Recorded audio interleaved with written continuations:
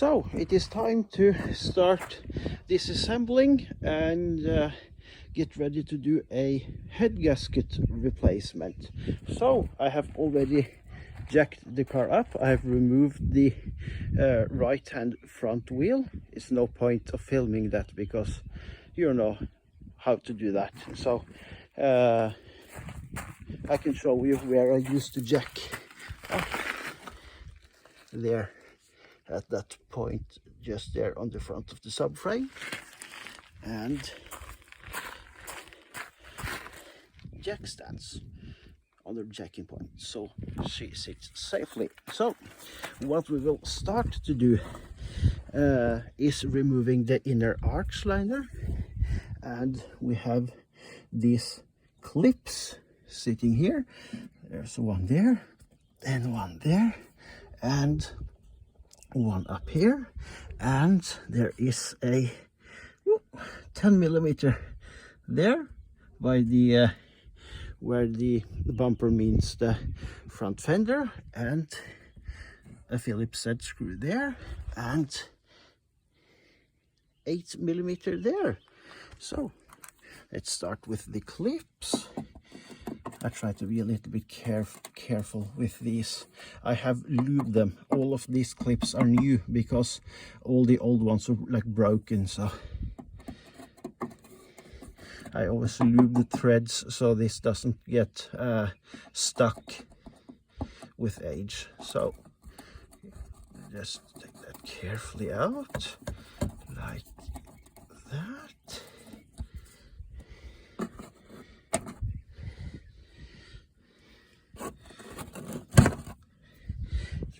Carefully, and then the next one here. Hello, little fella. Are you sure you want to be here right now?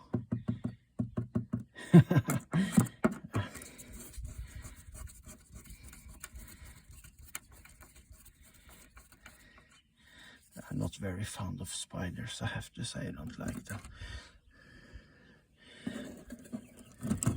I find them just a little bit creepy. And we can open up this, and this one that holds in the ABS sensor wire and brake pad wear sensor wire in place. Oh, come on, there you are, there. And we have one inside here behind the strut. Yeah, look at these nice new brake lines. These are not like copper lines. These are proper metal lines that is dipped in, I believe it's called nickel. I'm not sure what you call it in UK or what it's called in English, but we call it nickel. They are nickel dipped, so they will never ever corrode ever again.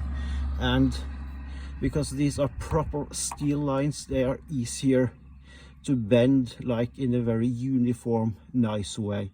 You cannot do that very easily with copper lines because they are so soft.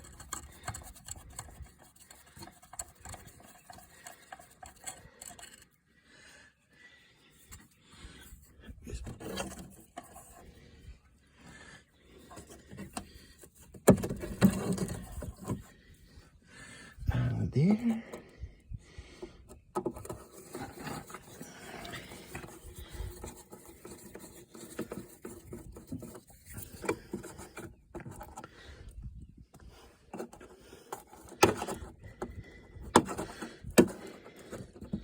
Oop.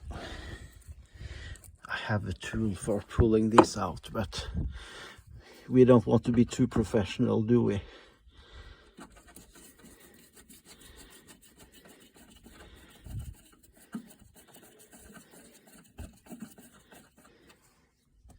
And sorry if you can hear some heavy breathing. I do have asthma, so I am a bit of a heavy breather. So I hope you can tolerate it.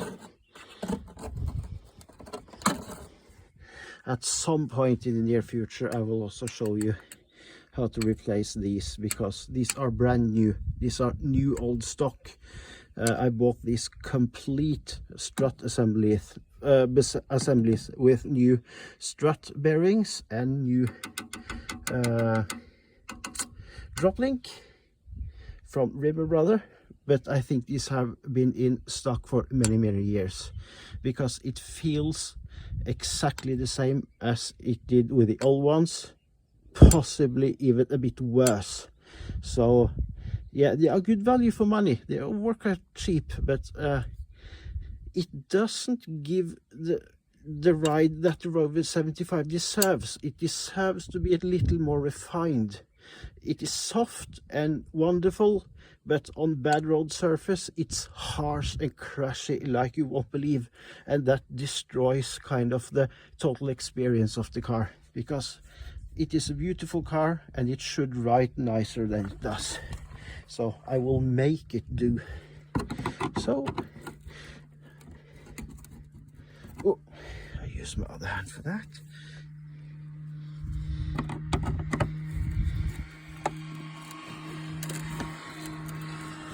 Oh yeah.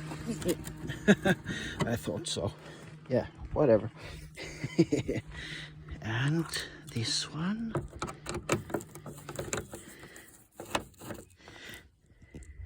Oh, there it is.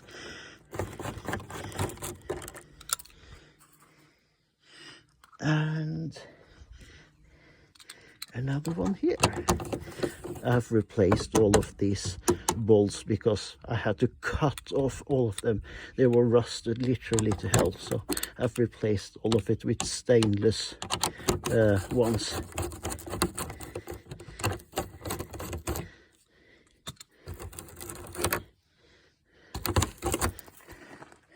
Like that. Ah, and that one, of course. I cannot forget that. Yeah. Oh, come on. Oh, how professional. Just a minute. Now. Ooh. There we are.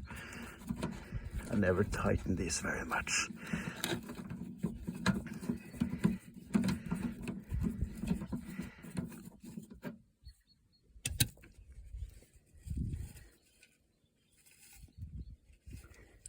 Oh, come on. There.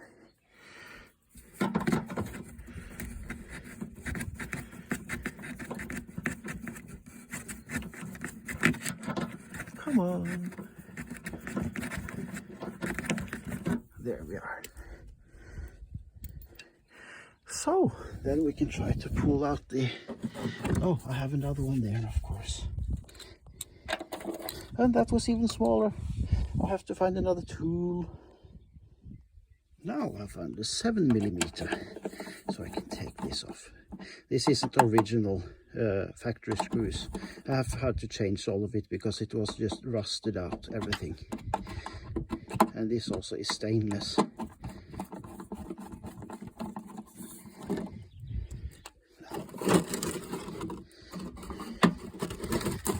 So let's try to remove it slightly gently. Just pull that out of there and out of here.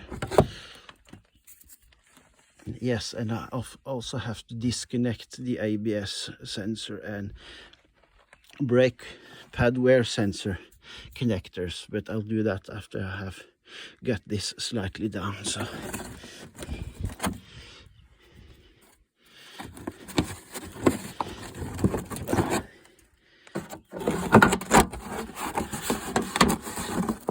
that's the simplest way to do it.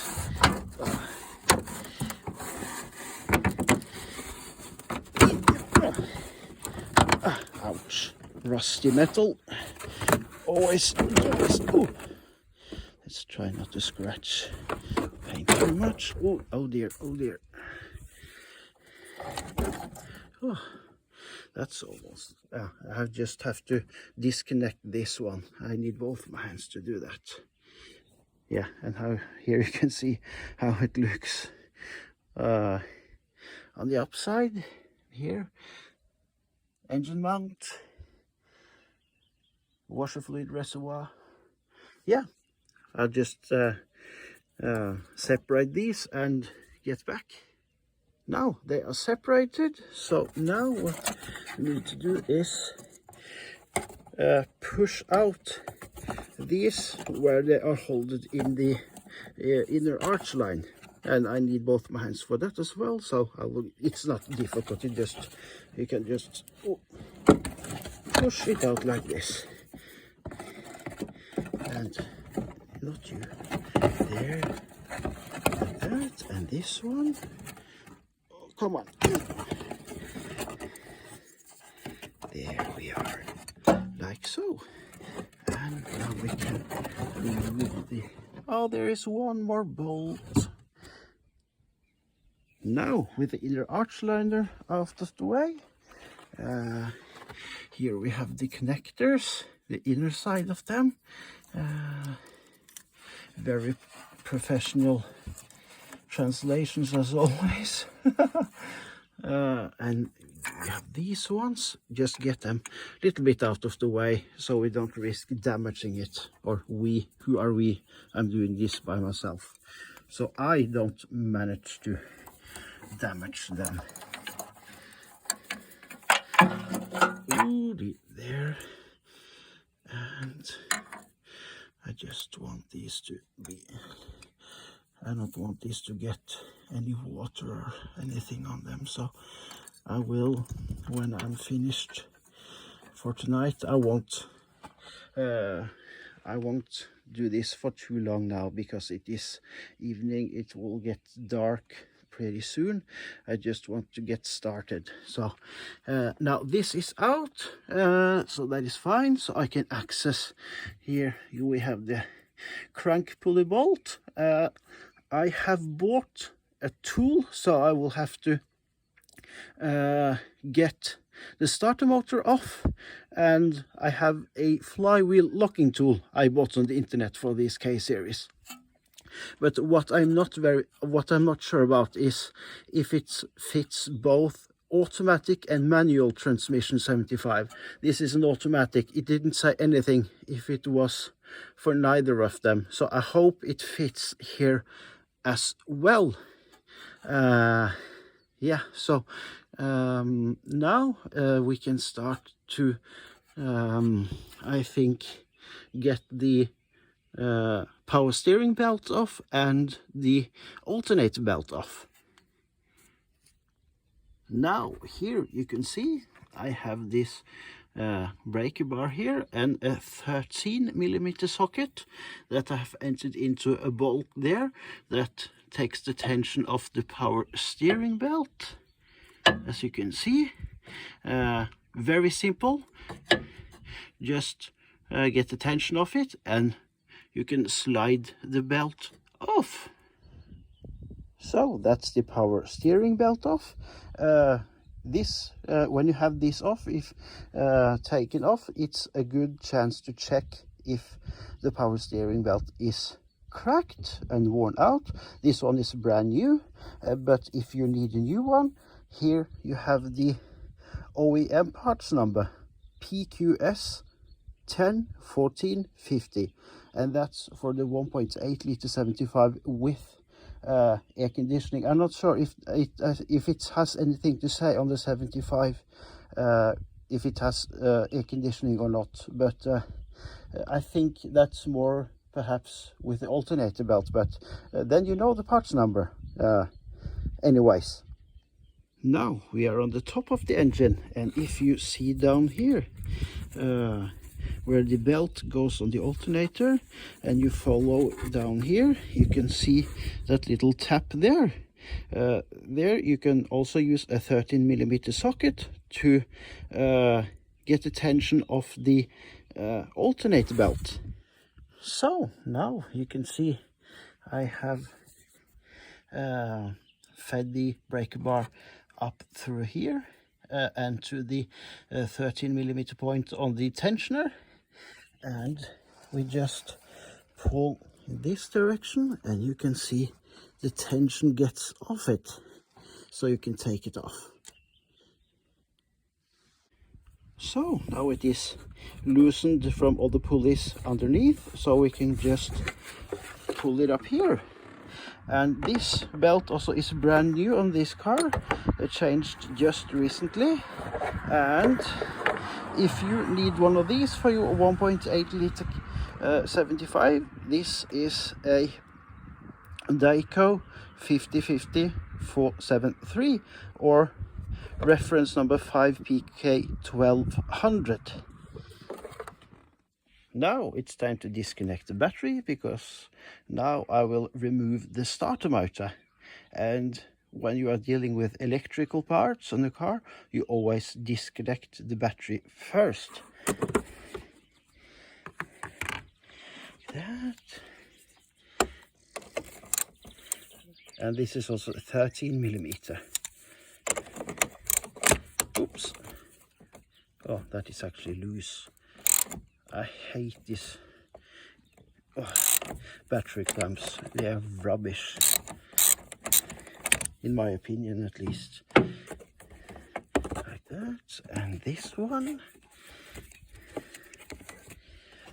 I always loosen the negative first. That is also loose. Seriously.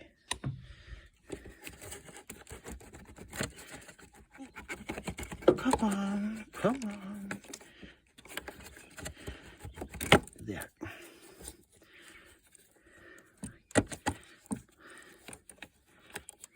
Like that. Now we are safe, so we can go under the car and get the starter motor off. So I'm now underneath the car, and here you see I have put the wrench and a 13 millimeter on the lower fastening bolt on the starter motor. It's only fastened by 2. There is also a ground wire up there that you can just pull out. Oh, excuse me.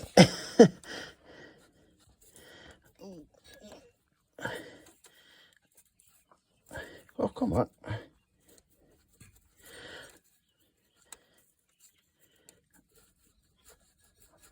Come on. Yeah, I think I'll take that from the upside, because then I can see it a little bit better. So just loosen the bolt down here first. Oh dear, oh dear. Very professional as always. Ooh, there it is.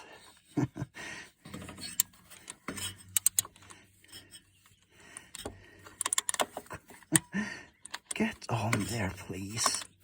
Oh, I need 2 hands for this, because this is just chaotic. Now the bolt is loose, so we can just remove it. It's not the biggest bolt.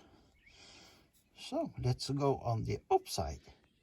Now I had just to use my wheel to stand on and put a protecting blanket on it, because I'm not the tallest person in the world, you could say. So I literally have to get a little higher up. So let's see, what do we find here? There is the starter motor. It even says Land Rover on it. That has to be posh.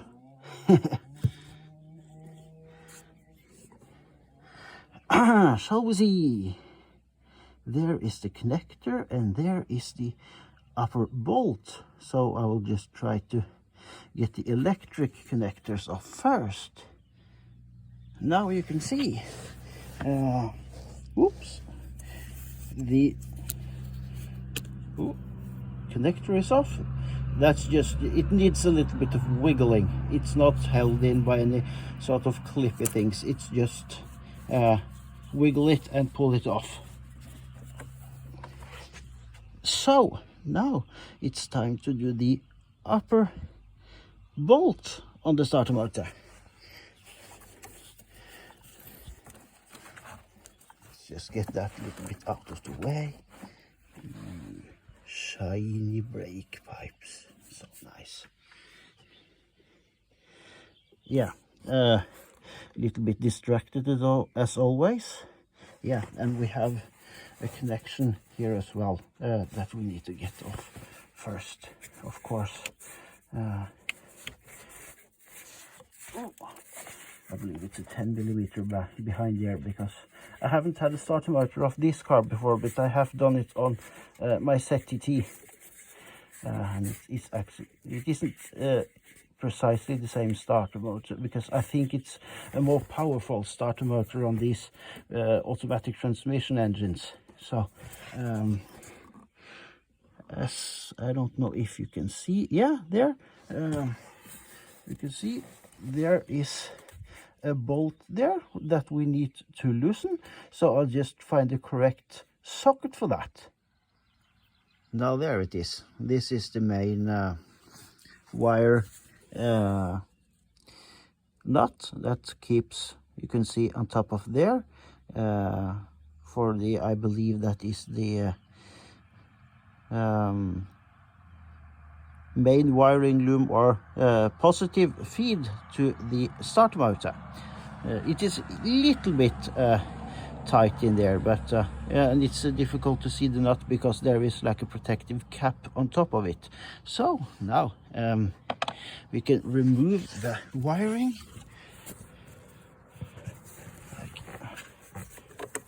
pull that off like this, get that out of the way. Now we can loosen the upper bolt, which is there. So now I have loosened the bolt, so it should be possible to just turn it out by hand.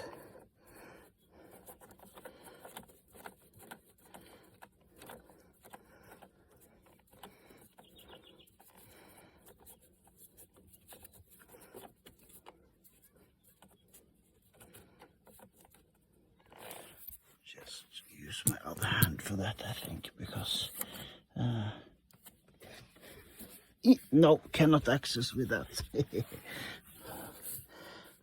Patience.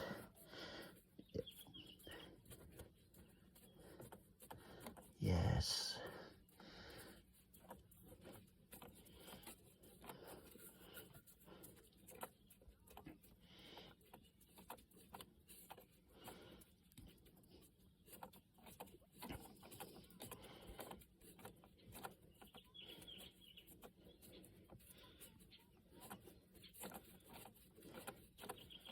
Oh, come on, come to Papa. Ah, there you are. Gotcha. So, now let's try to wiggle the starter out.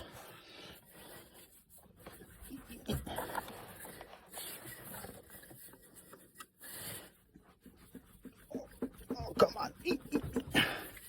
Come on. It's just a tiny bit married to the transmission.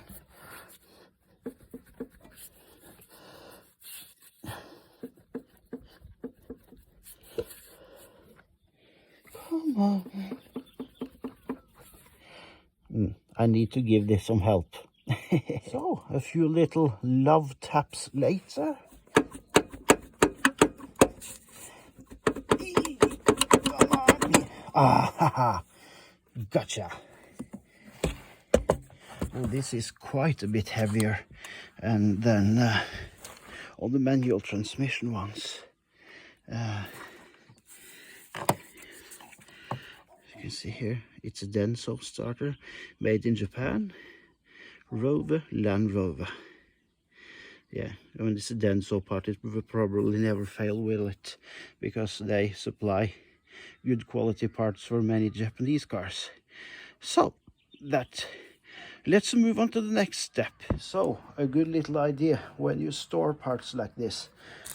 The nut that we took off here that holds the wiring onto the starter motor, I'll just enter that back in there, because then I know where it is, and keep these bolts like with the starter, because then I know where they belong, so I don't have to be unsure where everything belongs. So nice little tip there. So now I have supported the transmission with a jack and a little block of wood, so it will not drop down, because now we need to remove the engine mount bracket. So we want to support the engine. It is 2 other mounts that will keep it, but don't put any overstrain or anything like that on the other mounts. We support the engine before we remove this bracketry here. So now it's time to get this off, so we can get to the properly get access to the timing cover. And when I have removed all that, I think we will call it a day and do a little bit more tomorrow. So now the engine mount bracket is loose. There is 15mm bolt there, and also up here 2 15mm, and down there on top of the hydro mount there is a nut, and that is 18mm. So now we can remove this bracket like that, and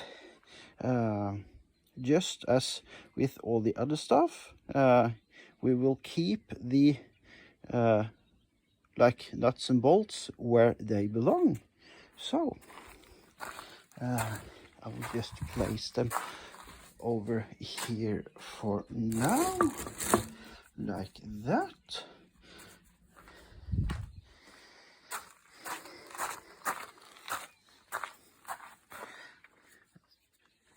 And here we have the 3 long bolts.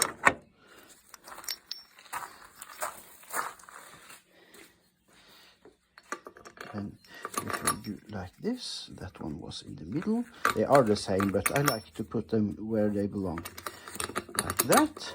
And those who belong there, and the nut that goes to the hydro mount, we can leave in the car where they are supposed to sit.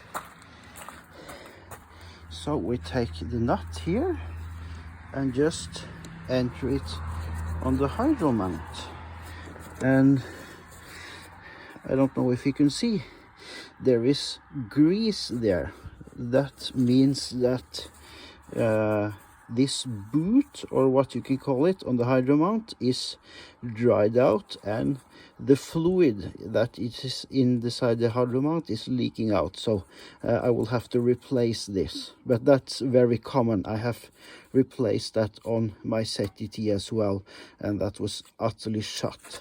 This car hasn't done as many miles as the ZTT, but this car has had a faulty transmission solenoid, which has caused harsh gearing, and that puts lots more stress on the hydro mounts. So if you see, you can see some bubbling there when I move the mount. It doesn't feel terrible, but it means that it is starting to it is on the on these last legs, you could say. So now there are a ton of 8mm bolts around here, one there and there and there, and one down there and down on the bottom there, so we can take the upper timing cover off. Now all the 8mm bolts are out, except, if you can see down there, that's the lowest bolt on the upper timing cover. That's a 10mm, but that you aren't supposed to remove totally. There you are just supposed to loosen it a bit, so it doesn't have any tension there. So you should be able to just pry the cover outwards like this, and just slide it up like this. Yeah, So there, that is off. And of course we do the same here as on everything else. Bolts, store the bolts in there where they are supposed to be, so we can store the cover in a safe place and we know where the bolts are. Because the worst thing ever is when you are supposed to assemble something and you cannot find anything. Of course you can store this in boxes and things like that, but I don't have any fancy stuff like that. So let's see if I can sort that gaskety thing there.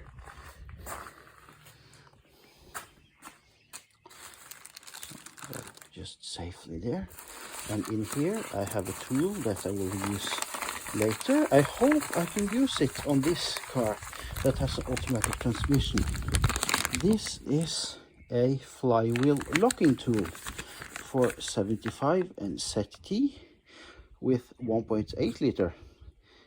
I don't think you can use them. Yeah, this is only for Rover 75 because the Rover 75 doesn't use the same gearbox as, for instance, if you have a 25 or an MG ZR or a Rover 45 or 400 or a ZS with 1.8 liter, they use a different transmission, so you cannot use this tool. It will not fit. But this quite genius, because you bolt it in place where the bolt to the starter motor is supposed to sit, and you have this tap there that holds the flywheel in place. Nifty little thing. It was quite expensive, I have to say, but it's so well worth it when you are alone and the crank pulley bolt tends to sit very hard in place. And if you don't have any around that can stamp on the brake pedal for you, it's just so nice to have such tool because it makes it all so much easier. Now the upper timing cover is off. I don't see anything worrying here, I have to say.